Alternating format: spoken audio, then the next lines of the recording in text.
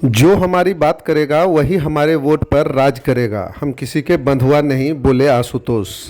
बेगूसराय में भूमिहार ब्राह्मण एकता मंच के द्वारा भूमिहार ब्राह्मण महापंचायत का आयोजन शहर के जीडी कॉलेज में किया गया। इस महापंचायत का उद्घाटन भूमिहार ब्राह्मण एकता मंच के राष्ट्रीय अध्यक्ष आशुतोष कुमार ने दीप जलाकर किया। इस महापंचायत में बेगूसराय ही नहीं बल्कि बिहार और बिहार के बाहर के लोग भी शामिल हुए, जहां हजारों की भीड़ में मंच से सवर्ण को एकजुट होने की अपील की गई।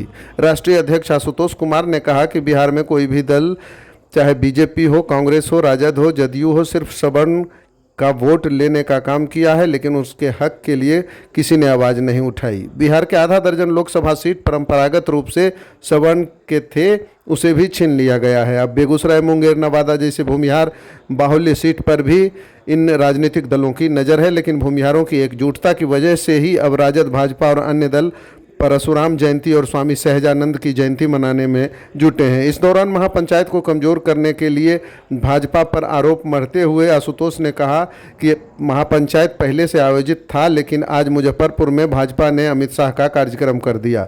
सवर्ण समाज अब अपने हक के लिए काम करेगी, न कि किसी का वोट बैंक बनकर रहेगी। नीतीश कुमार पर हमला बोलते हुए कहा कि यह जातीय जनगणना नहीं है। जो लोग वोट बैंक थे उनकी आबादी को बढ़ा दिया गया और अन्य का घटा दिया गया। हालांकि इस दौरान आशुतोष राजद पर हमला करने से बचते नजर आए। इस जातीय जनगणना से कोई खुश नहीं है, यह आरोप तो लगाया, लेकिन उन्होंने सिर्फ नीतीश कुमार की ही आलोचना की। उन्होंने राजद की आलोचना मंच से नहीं की।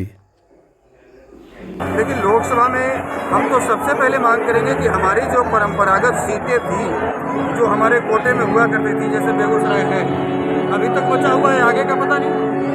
हम यदि संगठित नहीं होंगे तो जैसे हमसे पाटलिपुत्र छीन लिया गया, हमसे जहानाबाद छीन लिया गया, हमसे मोतिहारी छीन लिया गया, हमसे महाराजगंज छीन लिया गया, हमसे वैशाली छीन लिया गया, उसी प्रकार से अगला नंबर हमारा नवादा का पड़ सकता है, अगला नंबर बेगूसराय का हो सकता है, अगला नंबर मुंगेर का हो सकता है। तो अभी हमारी मजबूरी है, चाहे भाजपा हो, चाहे कांग्रेस हो, या जदयू हो, राजद हो, किसी भी पार्टी का बंधुआ मजदूरी नहीं करेंगे।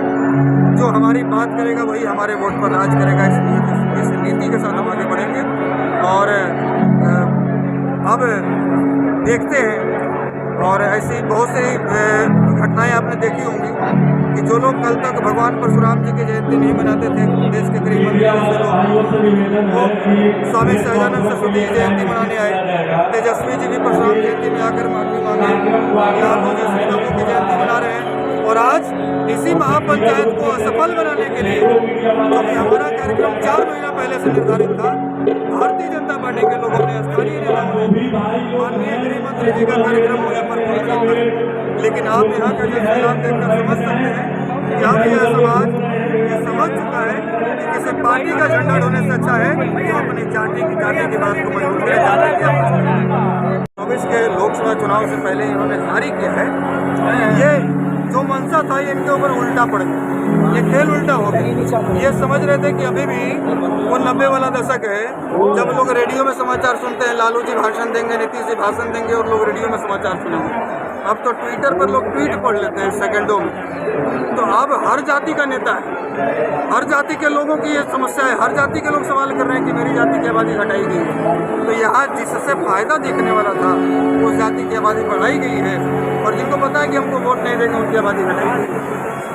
ये पॉलिटिकल जनगणना है, निश्चित रूप से राजनीतिक जनगणना है। ये जनगणना है सामाजिक जनगणना। 24 के लोकसभा चुनाव से पहले इन्होंने जारी किया है।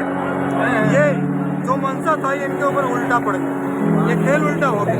ये समझ रहे थे कि अभी भी वो 90 वाला दशक है, जब लोग रेडियो में समाचार सुनते हैं, लालू जी भाषण देंगे, नीतीश जी भाषण देंगे और लोग रेडियो में समाचार सुनेंगे। अब तो ट्विटर पर लोग ट्वीट पढ़ लेते हैं सेकंडों में।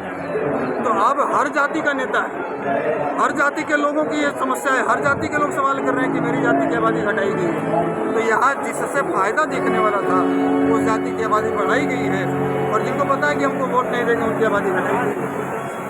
ये पॉलिटिकल जनगणना है, निश्चित रूप से राजनीतिक जनगणना है। ये जनगणना है सामाजिक जनगणना। लोकसभा में आपका एजेंडा क्या रहेगा?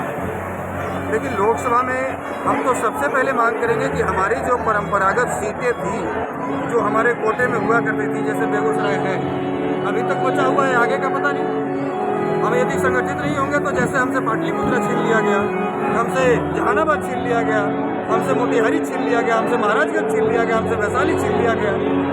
उसी प्रकार से अगला नंबर हमारा नवादा का पड़ सकता है, अगला नंबर बेगूसराय का हो सकता है, अगला नंबर मुंगेर का हो सकता है।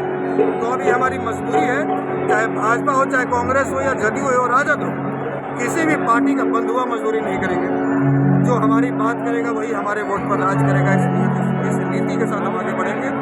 और अब देखते हैं, और ऐसी बहुत सी घटनाएं आपने देखी होंगी कि जो लोग कल तक भगवान परशुराम जी की जयंती नहीं मनाते थे, देश के करीब मंदिरों से लोग वो स्वामी सहजानंद सरस्वती की जयंती मनाने आए। तेजस्वी जी भी परशुराम जयंती में आकर माफी मांगे। यहाँ तेजस्वी बाबू की जयंती मना रहे हैं। और आज इसी महापंचायत को असफल बनाने के लिए, क्योंकि हमारा कार्यक्रम 4 महीना पहले से निर्धारित था, भारतीय जनता पार्टी के लोगों ने, स्थानीय नेताओं ने माननीय गृह मंत्री जी का कार्यक्रम होने पर विरोध रखा। लेकिन आप यहाँ का जो हालात देखकर समझ सकते हैं कि अब यह समाज ये समझ चुका है कि किसी पार्टी का झंडा ढोने से अच्छा है तो अपनी जाति की बात को मजबूत करें, जाति की